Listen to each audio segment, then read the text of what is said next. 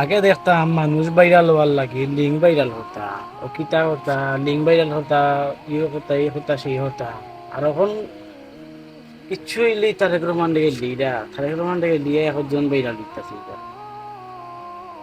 তোমরা উদ্দেশ্যে কিছু কথা হইরাম এইটা সারি দেও তা বালা নাই ওই যে পাম্প যে হুজুরে গেল দিলা এর লাগে তো আমরা দেশের হুজুরের উপরে যখন অত্যাচার চলে ওই দেখতে পারে না লিভার কিতা আছে এখানে দেশের যুদ্ধ লাগছে তেলের সংকট তো স্বাভাবিক লাগবেই বুঝরা সবে তো এখানে কেন ইয়ে হতা আর গাইলে আবার পরে মাফসা ইদাই যায় তো এটা সারি দেও এটা সারিয়া ভালো হয়ে যেত আল্লাহ চোর এক সময় কারেন্ট দিছে খাম্বা খাইয়া ফেলছে এখন দেশ পুরাটা খাইবে যদি পাইতাম এই অক্টেন তারেক রহমানরে খাওয়াইতাম।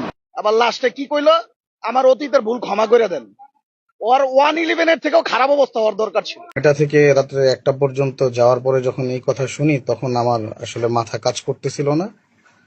তখন আমি হয়তোবা মানসিক ভারসাম্যহীন ভাবে এই কথাগুলো বলছি, যেটা আমার মোটেই বলা উচিত হয় নাই। এজন্য আমি দেশ ও জাতির কাছে ক্ষমা প্রার্থনা করতেছি। বিশেষ করে জনাব তারেক রহমান সহ বিএনপির সকলের কাছে আমি এটার জন্য হাত জোর করে ক্ষমা চাইতেছি।